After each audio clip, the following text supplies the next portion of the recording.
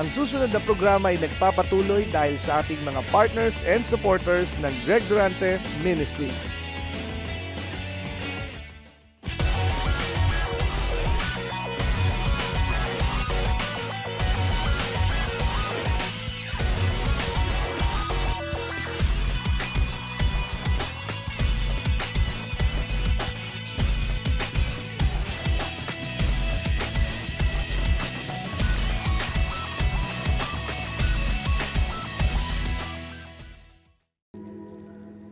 Panginoong Jesus, patuloy na gumawa ka sa bawat naririto at bigyan mo ang bawat isa ng isang himala na iyong inihanda na nakatakda sa bawat buhay at katawan ng lahat ng naririto. At inaangkin namin na makakamit namin ngayon ang lahat ng kagalingan. Dahil ikaw ay dakilang magagamot at lahat ng iyong idinalangin ay gumaling. At sa hapong ito, lahat ng narito na nagtiwala ay iyong pinagaling.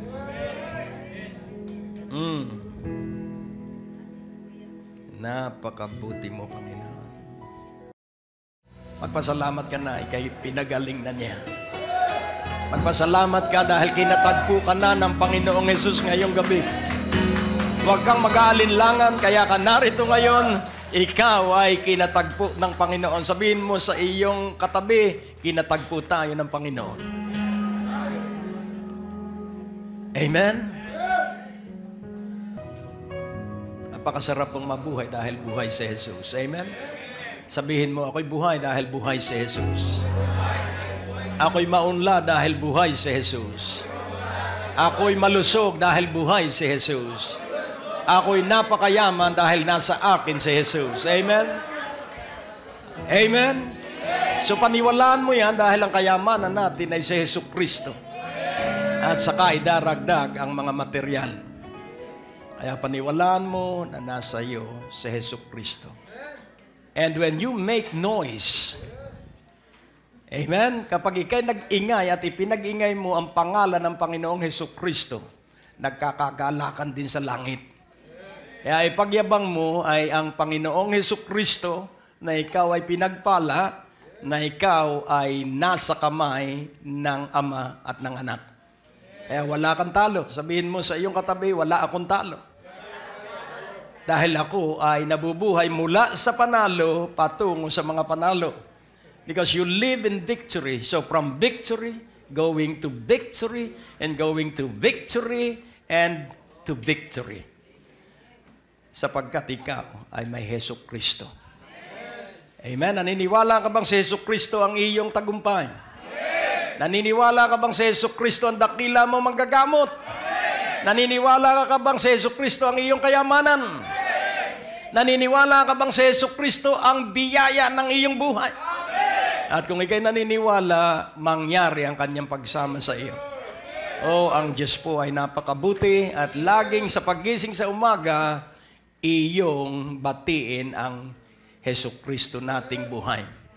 Amen? So, huwag mong paniniwalaan ang sinasabi ng tao. Ang paniwalaan mo ay ang sinasabi ng salita ng Diyos.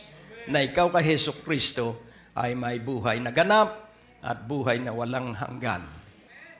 Kaya sabihin mo sa iyong katabi, ito na ang taon mo. Sige po, sabihin mo doon sa kabilang katabi mo, ito na ang taon mo. Sabihin mo, napakapalad mo. Sapagkat narito ka ngayon.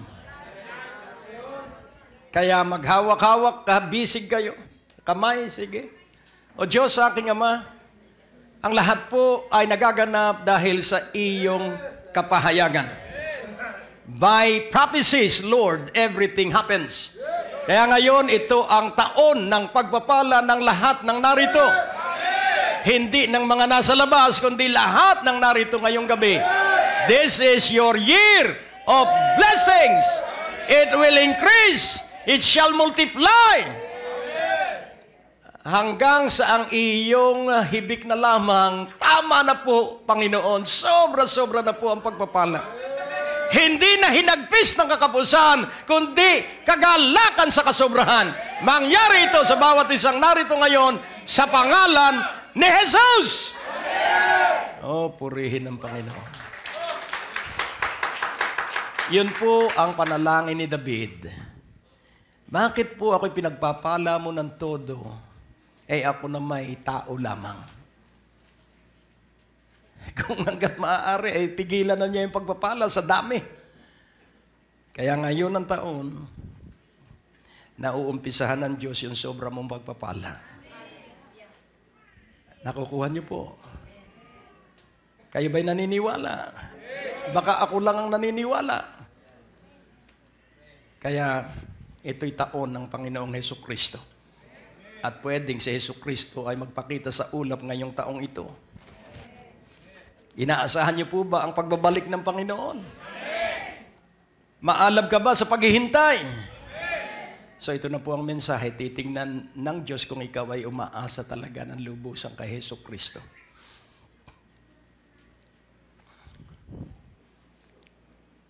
So salamat sa Diyos dahil sa lugar na ito tayo'y muling kakatagpuin ng Panginoong Hesukristo. Naligayahan siya dahil sa ating pag-awit at pagsamba.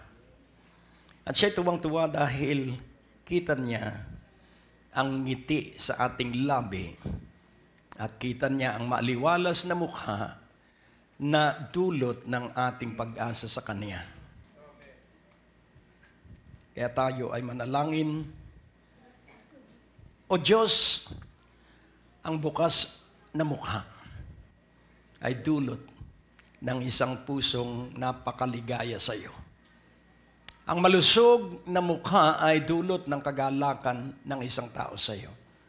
Kaya heto kami, galak na galak, dahil sa iyong katuwaan sa amin. At pagpalain mo ang bawat isa ng kainaman ng lahat ng pagsisiwalat ng karunungan ng iyong Espiritong Banal. Salamat at ngayon pa lamang kami ay labis ng pinagpala sa makapangyarihang pangalan ni Hesukristo. Amen.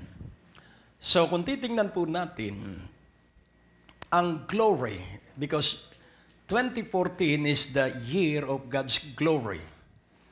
Ang glory po ay may dalawang salitang, isa ay Hebreo at isa ay Grego. Sa Hebreo, ang glory ay Shekinah at sa Grego, ito ay doxa. Ang Shekinah po ay the very presence of God. Ang doxa po ay to be regarded in high esteem. The presence of God, in the presence of God, you will regard Him in high esteem. Ang ibig sabihin, napakatindi ng iyong pagsamba at paggalang sa Kanya. Kaya kung ito po ay maaabot natin araw-araw, yung matinding pagsamba at paggalang sa Kanya, uulan po ng pagpapala. Kaya nga, kilalanin natin ang ating Panginoong Hesukristo dahil siya po ang makapangyarihan nating Diyos. Ngayon, ating pag-usapan, napakahalaga ng titulo ng mensahe. At ito po ang titulo. Jesus Christ's presence torment the devils. Ang presensya ni Hesukristo ay nagpapahirap sa mga dyablo. Laging tandaan natin, alalahanin na ang dyablo ay dumating para tayo ay pagnakawan,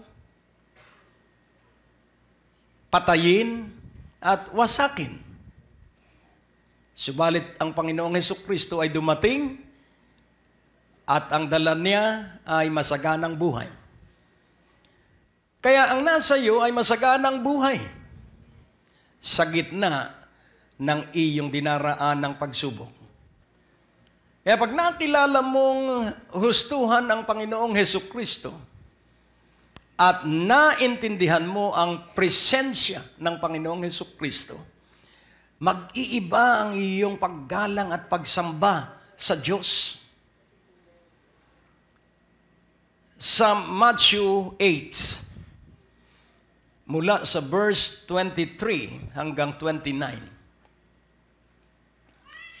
And when he was entered into a ship, his disciples followed him.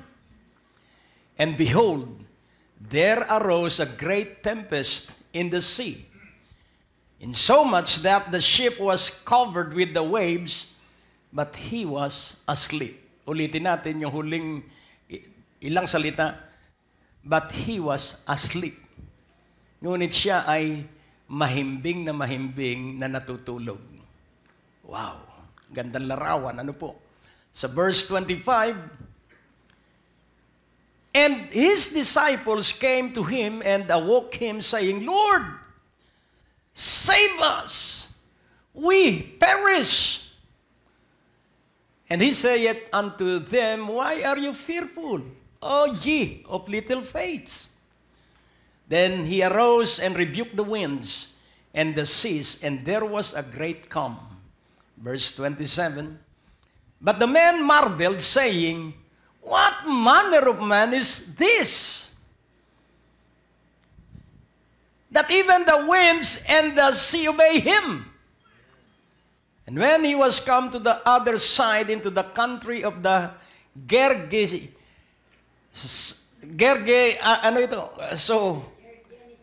mahirap i-pronounce, Gergesenes, there met him two, possessed with devils, coming out of the tombs, exceeding fierce, so that no man might pass by that way.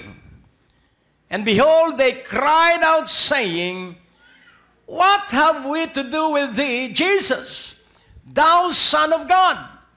Art thou come hither to torment us before the time? So the tormentor is Jesus. Hello? Jesus tormented devils.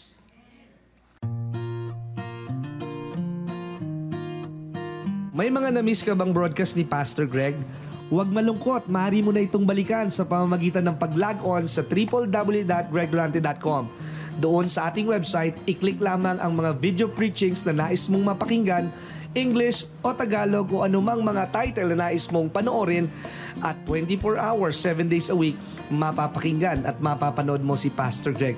Naniniwala kami na sa pakikinig ng salita ng Diyos, nandoon ang paglago at pag-unlad ng inyong mga buhay at mararanasan ninyo ang biyaya ng ating Panginoon.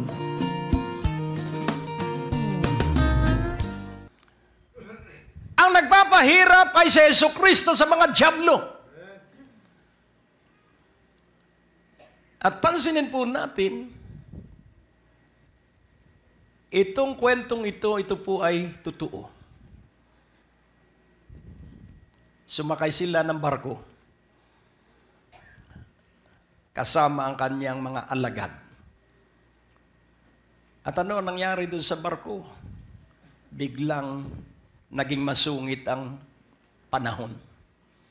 Sino yung kasama ng Panginoon?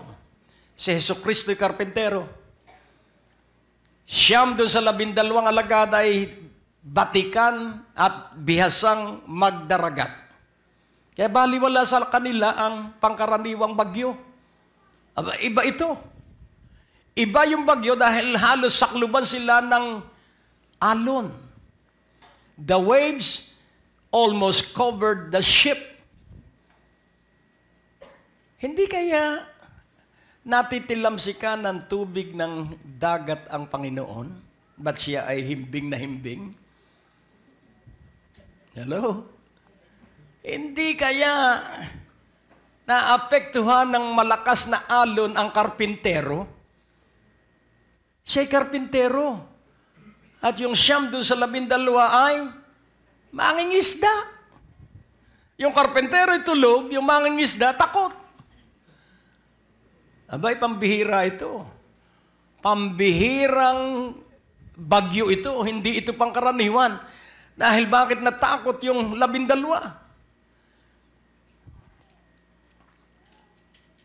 Kaya kung titingnan po natin ano ang pananalita nitong mga alagad na ito.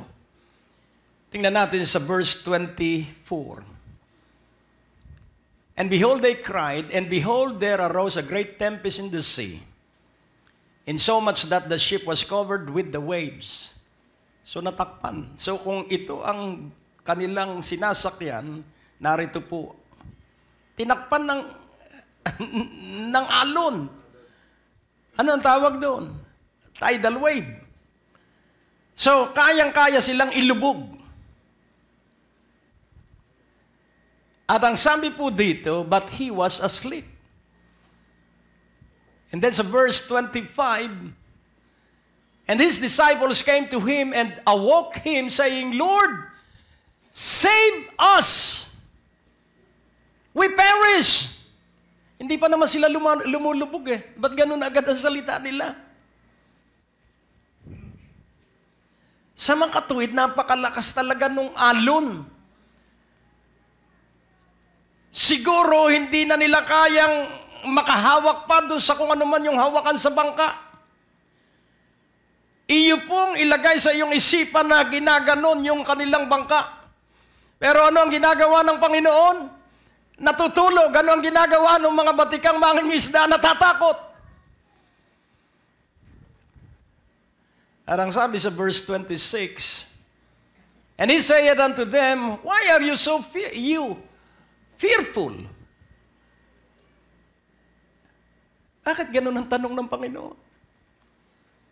So dito ay makikita natin na si Jesucristo ay nagtuturo ng katapangan. O ye of little faith. Then he arose and rebuked the winds and the sea. Kanyang pinagbawalan, kanyang sinansala ang mga hangin at ang karagatan. And there was a great calm. Sa verse 27. So, napayapa ang dagat.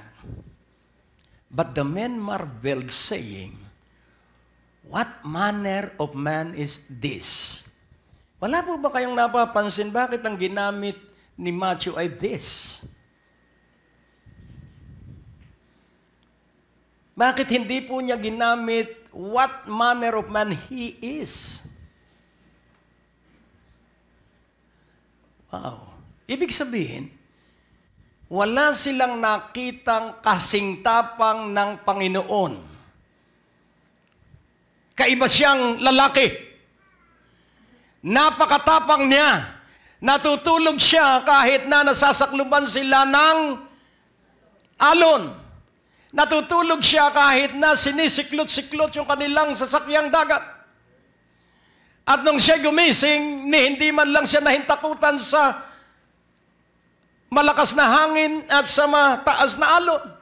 Wala siyang pakialam sa alon at wala siyang pakialam sa hangin. Ang kanyang pakialam ay matuto yung kanyang mga kasama na maging matapang. Wow. So may nasisiwalat na ang bagyo ng ating buhay ay para turuan tayo na maging matapang. Sapagkat hindi kaduwagan ang espiritong nasa iyo, kundi espiritu ng katapangan. Mabuting pag-iisip at pag-ibig, espiritu ng pag-ibig. Kaya dito makikita natin that Jesus is Lord. That Jesus is Master of all. Kaya kailangang makilala mo si Jesucristo na siya ang iyong pag-asa. Dahil kung hindi ka matutulungan ni Jesucristo, walang taong makatutulong sa iyo. Ang tao magtatangka at mag-test, trial on error. Subukan natin ito. Nako, hindi ka gumaling. Ito naman, nako, hindi ka gumaling. Hanggang sa suko na yung manggagamot, hindi ko na alam ang aking gagawin. So sa halip na mapalagay tayo doon, lumapit agad tayo kay Hesus Kristo.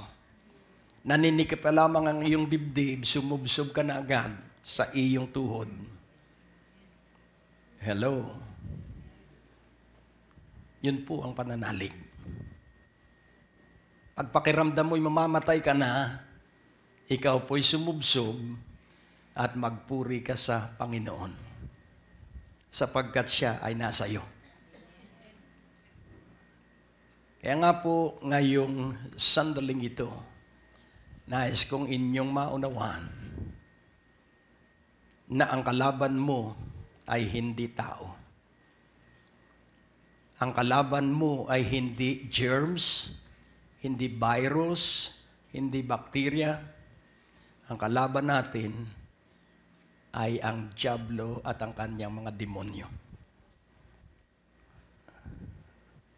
Nais ko pong inyong maunawaan, si Jesucristong nasa iyo ay kinatatakutan ni Satanas. Kailangang iyong tanggapin na si Jesucristo ay nasa iyo. Huwag mong titingnan ang iyong ugali. Laging tatandaan natin,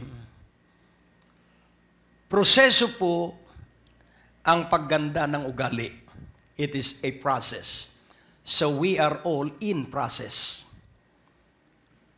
Kaya't yung atin pong paglaya sa pagkamatatakutin, sa maliit na pananalig, ay magaganap at mangyayari sa pamamagitan ng paggamit ng pangako ng Diyos sa panahon ng ating pagdurusa.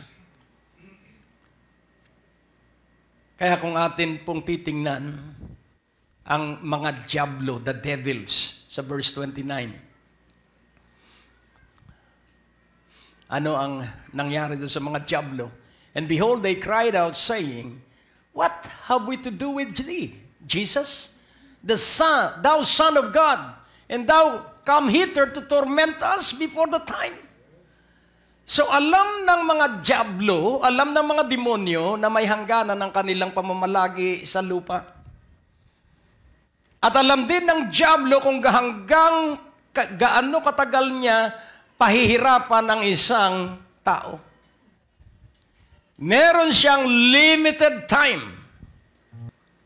Kaya ang sabi ng diablo, nakikipag-usap pala ang mga diablo. So, wala namang sinasabi si Jesus, presensya pa lamang niya, wala siyang ginawa. Hindi niya pinalaya sa mga diablo, ang mga diablo nang nakikiusap na huwag silang pahirapan. At kung titingnan natin, yung dalawang lalaki ay inaalihan ng mga diablo. Kaya't walang taong dumaraan doon sa lugar na yun. Pero bakit dinala ng Panginoon ang kaniyang mga alagad doon sa lugar na may mga diablo? Wow! Kaya kailangan maunawaan mo na ang iyong pag-unlad ay sa pamamagitan ng iyong pananalig. Amen po ba? Walang ibang paraan. Sa 1 John 5:4,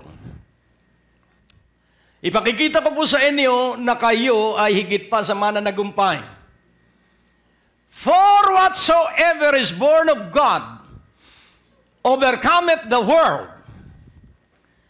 And this is the victory that overcometh the world, even our faiths. So isa-isahin po natin. Dahil ang sabi ng Panginoon doon sa kanyang mga alagad na mga batikang mangingisda at magdaragat, napakaliit naman ang inyong pananalig.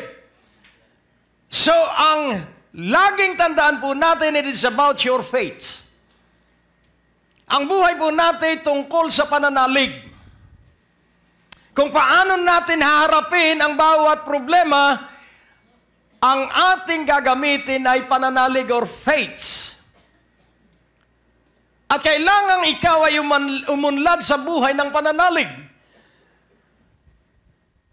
For whatsoever is born of God overcometh the world. And this is the victory that overcometh the world, even our faiths. This is the victory. Ito ang tagumpay na mapagtatagumpayan ang sanlibutan.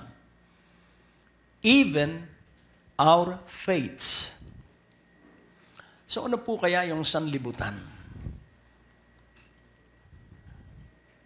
Alam niyo po ba ang sanlibutan? What is the world na tinutukoy dito? Sa chapter 2, verse 15. Love not the world, neither the things that are in the world. If any man love the world, the love of the Father is not in him. So, the world refers here, ito po yung ating ginagalawang daigdig. Ang lahat ng nasa daigdig, the things that are in the world, love not the things that are in the world. So ano yung mga bagay na nasa sanlibutan o nasa daigdig?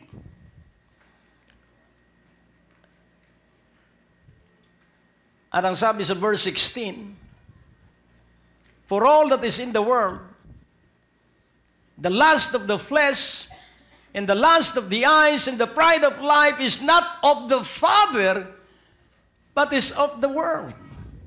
So ano yung mga bagay na nasa sanlibutan? Lust of the flesh. Ano ang pangalawa? Lust of the eyes. Ano ang pangatlo? Pride of life. Nung kaharap ni Satanas si Eva, ito ang ginamit niyang pantukso. Lust of the eyes. Pagmasdan mo ang bunga. Eva, pagmasdan mo ang bunga. At pinagmasdan niya ang bunga at nakita niya modelo na 2014. Hello? That is lust of the eyes.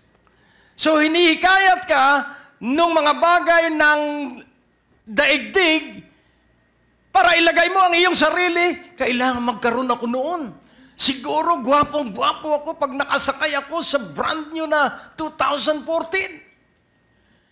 Siguro na kung babae, napakaganda ko kung ako ay nakaalahas na gano'n. That is lust of the eyes. Hello? Eh pwede ka namang magkaroon nun kahit hindi mo hangarin.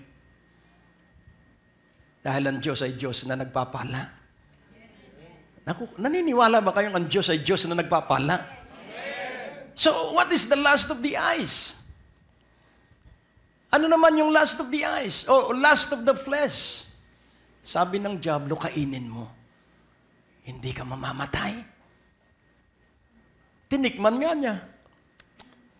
Aba, buhay nga ako. Sinungaling ang Diyos. Dahil pag kinain daw namin, mamamatay kami. Eto't buhay ako. That is lust of the flesh.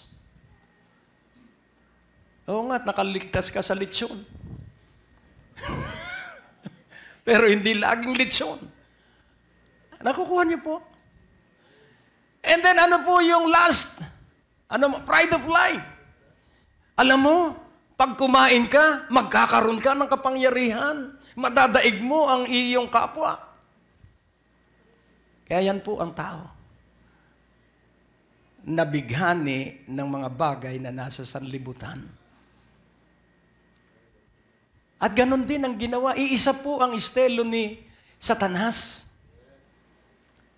Doon po sa Mount of Temptation, ganon din ang ginawa sa Panginoon, lust of the flesh. Gawin mong bato. Gawin mong tinapay ang bato, lust of the flesh.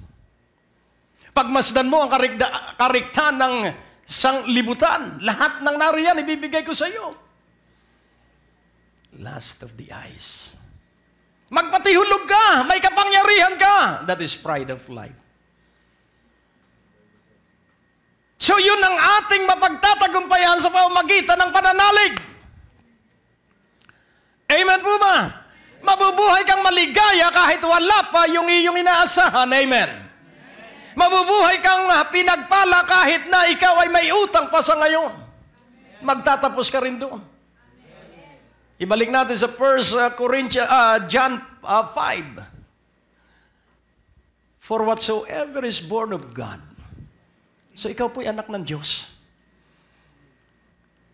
Hello? Ika'y anak ng Diyos at kayang-kayang pagalingin ng Diyos yung iyong nararamdaman sa iyong katawan. Ang dyablo alam na may pera ka. Kaya gagawa siya lahat ng paraan para mahuthot yung pera mo. Hello? Gumaling nga! Pero wala namang pera. May kababayan ako na mahusay na negosyante. Dalawa ito, pero unahin natin yung isa. At siya ay nagkaroon ng sakit sa puso. Pumunta siya sa heart center. Napagaling siya! Pero nung ipakita ang bill, 1960s pa po yun. Namatay dahil sa laki ng babayaran. Nasyak! At yung isa namang hinahangaan ko rin, napakahusay ding negosyante. Kamakailan lang, magkakaharap kami. Talagang humahanga ako sa kanya dahil naging siyang multimilyonaryo. At sabi doon sa kaibigan ko, alam mo, apakahirap ng kalagayan ko. Dahil kung wala akong pera, matagal na akong patay at ako'y nabubuhay lang sa pacemaker. Kaya pag huminto yung pacemaker, patay din siya. At para siya mailigtas, kailangan niya ang 4 na milyon. Kaya yung lahat ng pinagpaguran niya, hinuthot ng dyablo. Kaya ngayong gabi, walang 1 pisong mawawala sa inyo. Amen. Hallelujah. Because why? You are a child of God. Whatsoever is born of God overcometh the world. Purihin ang Panginoon. Kaya yung iyong dinaraan ng pagsubok is born of God. Pinahintulot ng Diyos para ikaw ay makapanumbalik sa Diyos. At makapagtiwala sa Diyos ng iyong promosyon ay manggagaling sa Kanya. Hindi sa tao. Psalm 75, 6 and 7, ipakikita ko sa inyo, ang promotion mo hindi manggagaling sa tao. For promotion cometh neither from the east, nor from the west, nor from the south. But God is the judge. He put it down one and set it up another. Kaya kapag ikay nagpakalakas kay Jesucristo, yung taong nasa unahan mo ay kanyang ibababa para ikaw ang ipwesto dahil ikaw ay nagtitiwala sa Panginoon. Amen po ba? Kaya nga unawain mong mabuti, magpakalakas kay sa Panginoon. Inuulit ko, magpakalakas ka ay sa Panginoon. 6:10. Finally, my brethren, be strong in the Lord and in the power of His might. Kaninang umaga, hindi natin namamalayan, iginagapos tayo ng mga kasabihan, Year of the Horse. Huwag po kayong maniniwala ang 2014 na Year of the Horse.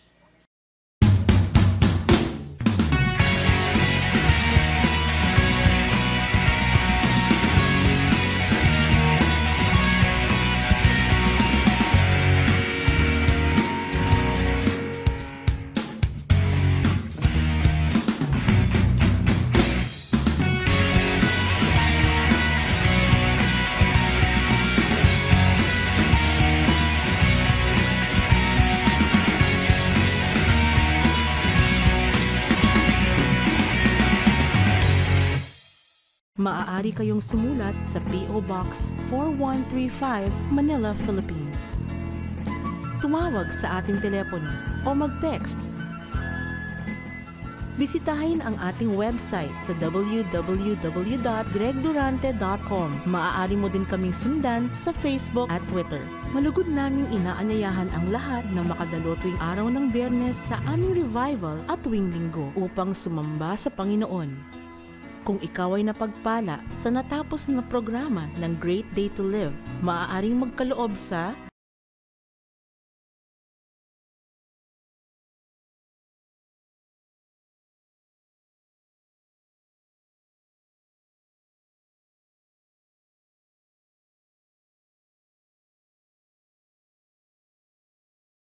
Anong mangyayari pag naniwala kang Year of the Horse of 2014? Tingnan mo sa 32:9 ng Psalms.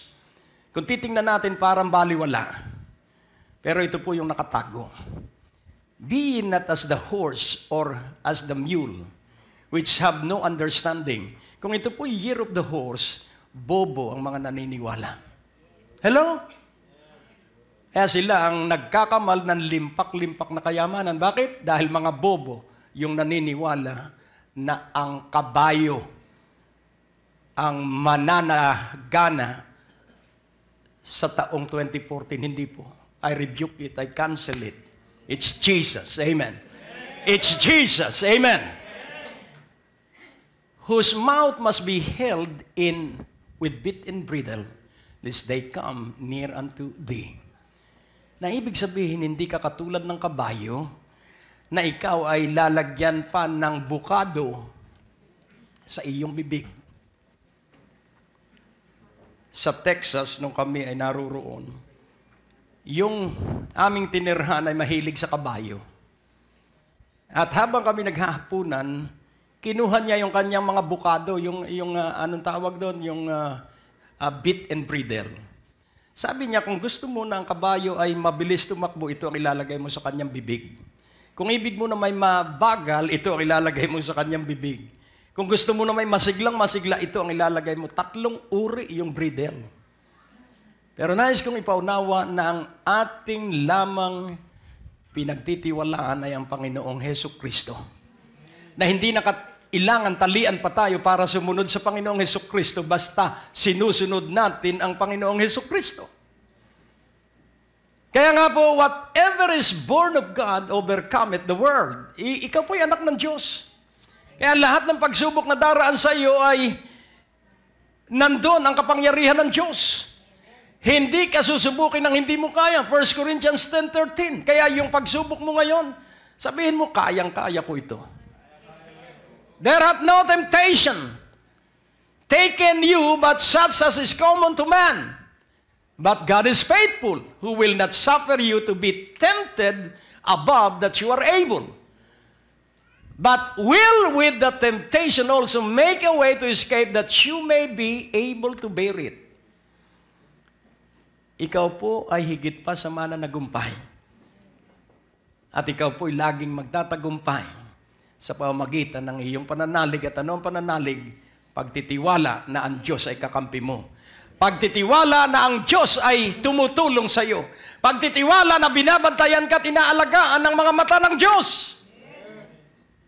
Wala po tayong gagawin kundi magtiwala at makinig. Sapagkat wala pong formula ang buhay. Ang buhay po araw-araw ay pakikinig at kung ano ang marinig mo, gawin mo. Personal po ang buhay. Hello, huwag mong akalain na siya nagtagumpay dahil sa procedure 1 to 10. Sila yun. Pero iba ka. Iba ang paraan ng Diyos sa iyo, iba ang paraan ng Diyos sa akin. Hindi tayo pwedeng magkaroon ng magkatulad na paraan. Iisa ang ating pupuntahan, tagumpay. Pero iba-iba ang paraan para sa ating pagtatagumpay. Kaya nga ating unawaing mabuti. May 3 bagay na nasa sa iyo. Una, ikaw ay bago ng nilikha. Naniniwala ka bang ikaw ay bagong nilikha at hindi ka na pangkaraniwang Pilipino? Kailangan ito'y paniwalaan mo. You are a new creation. Sabi nga nung isa, Yun bang buhay ko ay magiging katulad ng sa lolo ko at sa magulang ko? Sabi ko, hindi. Dahil sa Jesucristo na ang iyong Panginoon ngayon, hindi ka na matutulad sa kahirapan ng iyong mga ninuno. Bago ka ng lahi. So sa 2 Corinthians 5:17, kailangan maunawaan mo, ikay bagong lahi. If any man is in Christ, he is a new creation. Behold, old things are passed away. Behold, all things become new. So ikaw ay bago ng lahi. Ikaw ay bago ng nilikha. At dahil ikay bago ng nilikha, sa Ephesians 3:16, ito ang dahilan kung bakit bago ka ng nilikha. That He would grant you according to the riches of His glory to be strengthened with might by His Spirit in the inner man. So, ang iyo pong pagpapala at ang aking pagpapala ay ang Espiritu ng Diyos ay nasa iyong kaluluwa. Pangalawa, verse 17. That Christ may dwell in your hearts by faith, that you being rooted and grounded in love. Si Jesucristo po ay nasa iyong espiritu. Yun po ang ating pagiging bagong nilikha. Si Jesucristo ay nasa aking espiritu, ang banal na espiritu ay nasa aking kaluluwa. So ano ang gawain ng banal na espiritu? Para laging ikwento sa akin ng banal na espiritu na nasa iyo ang kapangyarihan ng langit. Ikukwento sa iyo ng banal na espiritu na ikaw ay hinirang. Hello? Ikaw ay bagong nilikha at may bagong ginagawa sa iyo ang Diyos na kaiba kaysa mga kamag-anak mo. Madali ba itong paniwalaan? Sa iba mahirap. Pero sa katulad ng isang bata, madali ang paniniwala. So ngayon, dahil ikaw ay bago ng nilikha, si Jesucristo ay nasa iyong espiritu at ang banal na espiritu ay nasa iyong kaluluwa, ikaw ay may pag-asa. Hindi lang sa buhay na ito, kundi sa buhay na walang hanggan. Sa Colossians 1:27, so iniisa-isa ko yung katotohanan ng ating posisyon. To whom God would make known what is the riches of the glory of this mystery among the Gentiles, which is Christ in you, the hope of glory. Kaya kung titingnan po natin, ang atin pong pagtatagumpay ay mabuhay sa ilalim ng kaluwalhatian ng Diyos. To live under the glory of God. At ang tanging pag-asa natin para mabuhay tayo sa ilalim ng kaluwalhatian ng Diyos. Ano ba ang kaluwalhatian ng Diyos? What is the glory of the Lord? Christ in you, the hope of glory. Si Jesucristo na nasa inyo. Saan nasa iyo si Jesucristo? Sa iyong espiritu. Kaya ikay may pag-asa sa kaluwalhatian ng Diyos. And what is glory? Kung gagamitin natin ng Shekinah, ito ang glory. Sa Psalms 16:11. Ito ang Shekinah. Thou wilt show me the path of life. In thy presence, in thy glory, in thy Shekinah is fullness of joy. At thy right hand, there are pleasures forevermore. So the hope of glory, ang pag-asa sa kaluwalhatian. Dahil sa Jesucristo ay nasa iyong espiritu, ang banal na espiritu ay nasa iyong kaluluwa, kaya ikaw ay nabubuhay 24 oras araw-araw sa presensya ng Diyos. At ano ang katibayan na nasa iyo ang Shekinah presence of God? Ika'y puno ng galak. At ang galak po hindi galing sa material na pagpapala. Ang galak po ay dala ng banal na espiritu sa iyo. Na yung iyong kabiguan ay hindi mo dinadala sapagkat nakatingin ka ay sa susunod na pagpapaunlad sa iyo ng Diyos. Hindi ka nahihirapan doon sa pagkalugi sapagkat nakatingin ka sa susunod na pagpapala ng Diyos. Kaya kung sisiyasatin mo ang mga buhay ng mga matatagumpay, dumaan sila, yung hidden life nila, dumaan sila sa matitinding pagsubok, pero hindi sila tumigil sapagkat alam nila kung ano yung kanilang pupuntahan. At titiyakin ko sa inyo na kayo ay patungo sa inyong pinakamagandang Goshen.